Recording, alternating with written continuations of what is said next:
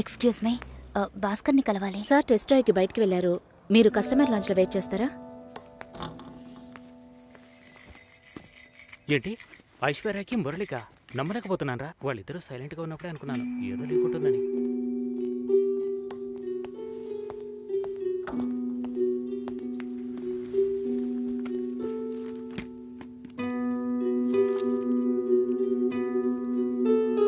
Sir, you can come. Okay.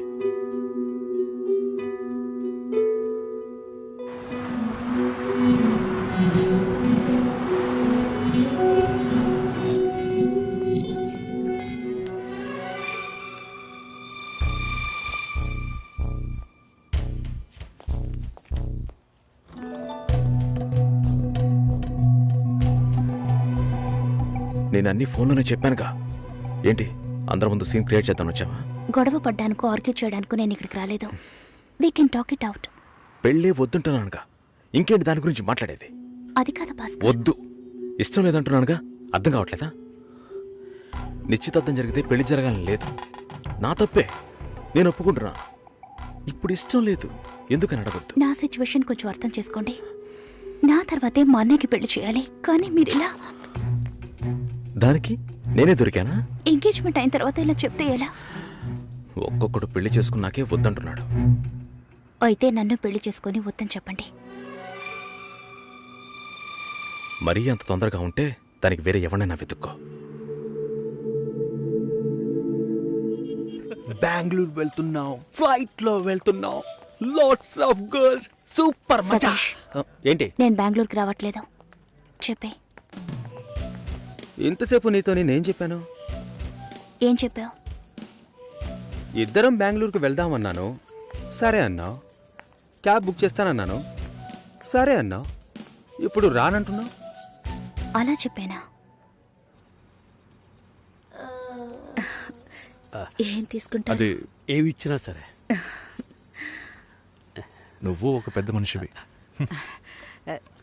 బాగున్నారా? నమస్కారం. కూర్చోండి.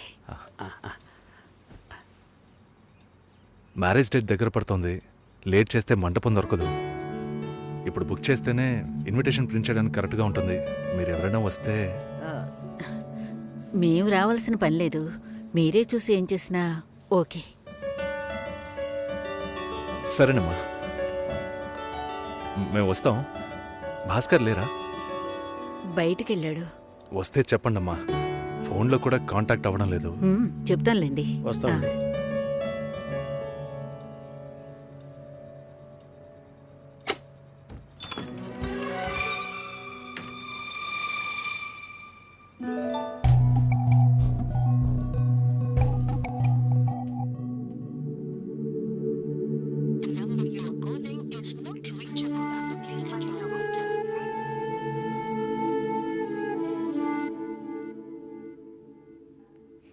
సుశీల, ఆ?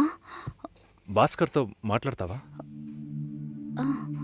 మండపం చూసాం, ఫోన్ చేస్తే తీయట్లేదు, కొంచెం మాట్లాడమంటావా? 3rd July wedding. సునీల్ వచ్చి. బాబు తప్పకుండా రండి.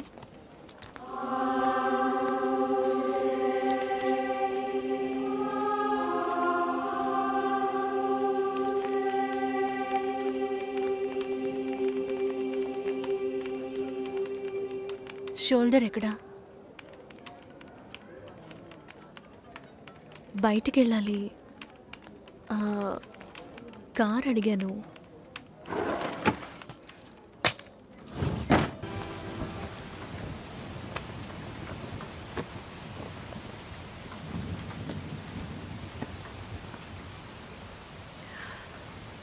రేపు పెళ్లి కూతుర్ని చేస్తారు. నేను వెళ్ళాలి.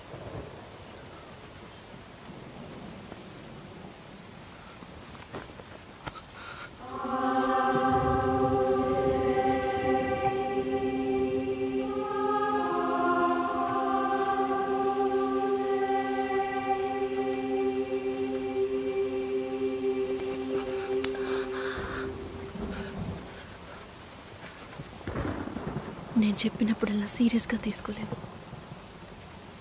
ఎందుకు అలా చేస్తున్నావు? బాధపడేవాడు చెప్పినా మీకు అర్థం కాదు, చెప్పకపోయినా మీకు అర్థం కాదు. మీ నాన్న ఏమన్నాడు? 10 ఆకుల్ని చూసేవాడు తన ఆకులో ఉన్న భోజనాన్ని ప్రశాంతంగా తినలేడు అని చెప్పాడు కదూ. మా వాళ్ళకి తిండే లేదు, వరుసగా వాటాకు నుంచున్నారు. దాని గురించి ఆలోచించకూడదా? ఇంకొకటి వస్తుందంటే దిగులుంటుందా? లేక నేనేమన్నా మిషనా అన్నీ మర్చిపోయి 1 నిమిషంలో పారిపోవడానికి? నువ్వేమో ఇల్లు కొనమంటున్నావు, మీ నాన్న కారు కొనమంటున్నాడు. పెళ్ళికి మనం ఇద్దరం మాత్రం ఉంటే సరిపోదు కదా. నాకు మా నాన్నంటే ఇష్టం లేదు, అమ్మ తమ్ముడు ఎవరూ ఇష్టం లేదు. కానీ వాళ్ళకి నేనంటే ఇష్టం. ఏం చేయను?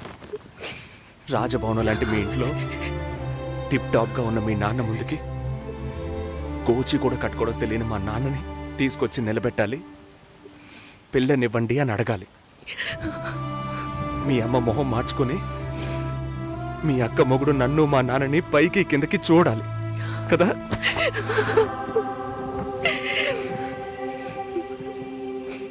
ఈ ఆలోచనలు ఎవరికైనా ఉంటాయి. ఒకవేళ మా నాన్న ఏమైనా అంటే ఏం చేయాలని ఆలోచించకూడదా? నేనే బిచ్చగాడిని కాదే, కానీ మీరు అలా అనుకుంటారేమో అని భయంగా ఉంది. లోపల ఏదో ఒక భయం రక్తంలా ప్రవహిస్తోంది. మీ నాన్న మంచోడు మంచోడు అన్నావే, మేం కిందున్నాం, మీరు పైన ఉన్నారు. మా ఆ అబ్బాయిని ఫ్యామిలీని తీసుకుని రమ్మను, మాట్లాడదామన్నారా?